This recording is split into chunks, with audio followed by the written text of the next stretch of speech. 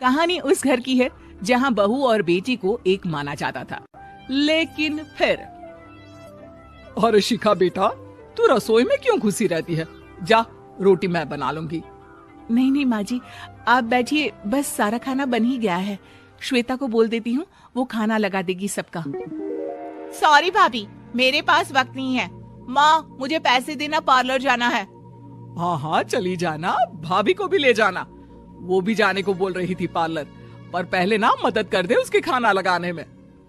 देख माँ, वो बहू है, उसे बहू रहने देना, इतना सर पर मत चढ़ा भाभी को।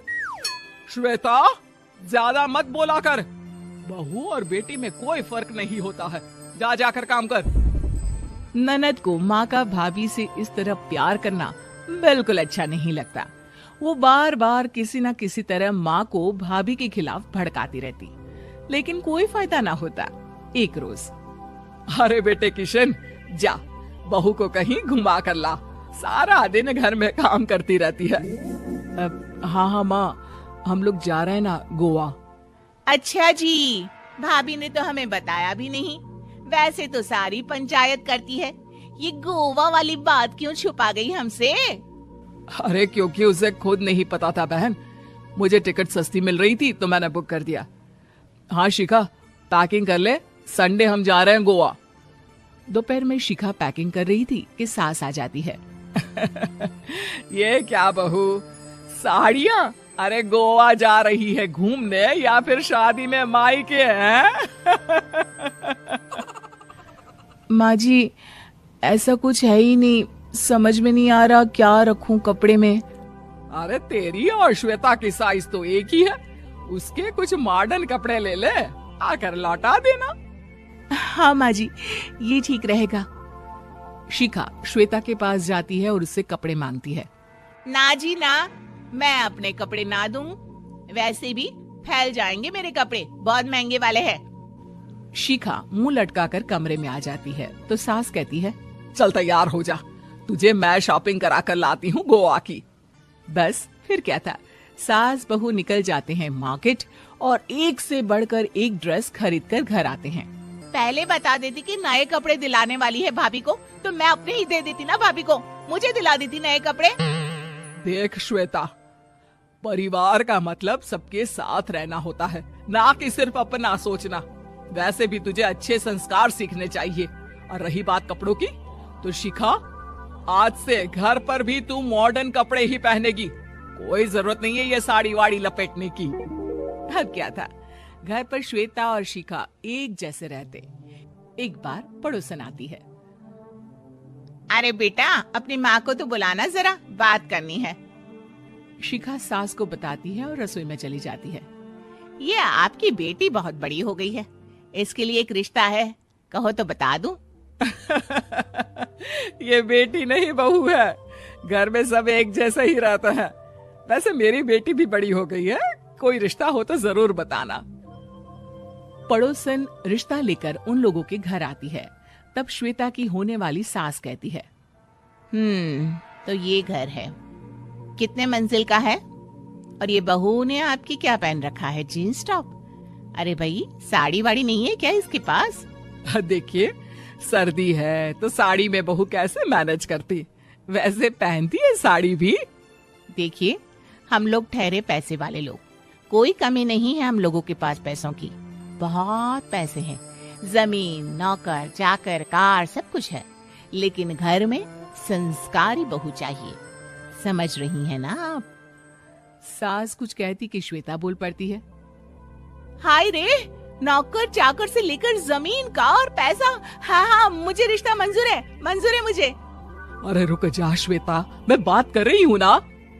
देखिए, हम लोगों के घर इतनी आजादी नहीं मिलेगी। अरे हाँ कर देना माँ, हाँ कर दे जल्दी से। सास क्या करती, बेटी की शादी ऐसे घर में कर देती है जहाँ ना उनके विचार मिलते हैं और ना ही आचार। शादी के बाद एक रोज फोन पर, श्वेता बेटा, एक बार घर आ जा, बहुत दिल करता है तुझे देखने का। माँ, वो घर पर बहुत काम होता है, कैसे आऊँ? बड़ा घर है, लेकिन आने जाने वालों की लाइन ही लगी रहती है। बेटा, मैं तो जानती थी उस घर का हाल, लेकिन तू ही नहीं मान रही थी। माँ देख, हर घर का यही हाल है। तेरी बेटी को यहाँ घूंघट हटाने की परमिशन नहीं है और एक तरफ भाभी स्कर्ट पहनकर घूम रही है।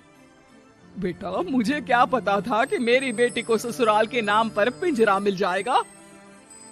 अच्छा माँ, फोन रखती हूँ, सास को गर्मा गर्म रोटी खिलानी है। तुम लोगों की तरह नहीं कि एक रोटी बनाओ, एक सब्जी बनाओ, फिर सारा दिन फ्री होकर घूमो।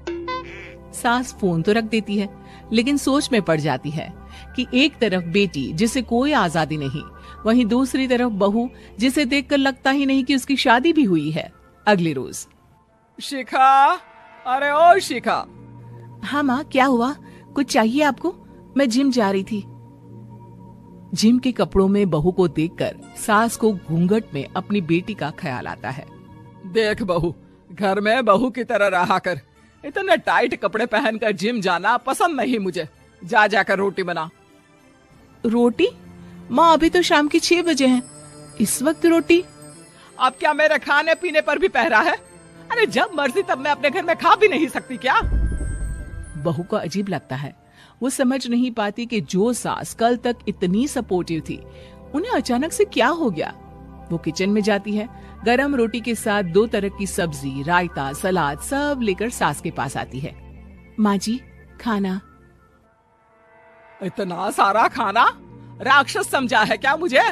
रोटी मांगी थी मैंने गर्मा गर्म बस। पर माँ जी, रोटी खाती किससे आप? सब्जी तो बनानी थी ना। अरे भूख मर गई मेरी तेरी बहस से। जा जाकर काम कर, अंदर पूरी रसोई साफ कर। बहू अंदर चली जाती है। थोड़ी देर में श्वेता घर आती है। अरे शिखा, जल्दी से चाय ला, पकवान बना, मेरी बेटी आई है। अरे नहीं नहीं माँ, ड्राइवर बाहर खड़ा है। मैं तो घर का कोई सामान खरीदने के बहाने यहाँ आ गई हूँ, मुझे जाना होगा। अरे बेटा, पर कितने दिनों बाद देख रही हूँ तुझे। रहने आ जाना 2-4 दिन के लिए। आ जाऊंगी माँ, जब मेरी सास मरेगी तब। मैं तो रोज मन्नत मानती हूँ कि मेरी सास मर जाए तो अच्छा है। अच्छा चल, जा रही हूँ माँ। हे भगवान, कैसे कैसे दिन देखने पड़ रहे हैं मेरी बेटी को। सास अंदर जाती है, जहाँ श्वेता की जिम वाली सहेली का फोन आया होता है। क्या बात है, आज जिम नहीं आई? अरे पता नहीं यार, आज माँ को क्या हो गया अचानक। पर खैर कोई नहीं, लगता नहीं कि मैं अब जिम आ पाऊंगी। शिखा स्पीकर पर बात कर रही थी, जिसे सास सुन रही थी। यार, ये सास ना होती ही ऐसी है। मैं तो कहती हूँ बुढ़िया जल्दी मरे और तू आराम से जिए।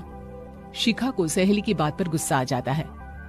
माँ के मरने की कौन सा बच्चा दुआ मांगता है मोहिनी? आगे से ऐसी बात मेरे सामने मत करना। हमारे घर की शोभा ही माँ है। क्या हुआ जो थोड़ी सख्ती दिखा रही है? उसमें भी कोई ना कोई उनकी भलाई ही होगी। मैं तो कहती हूँ भगवान मेरे जैसी सास सबको दे, जो सिर्फ माँ की तरह है। सास वाली तो कोई बात ही नहीं है उनमें। सास ये बात सुन रही थी।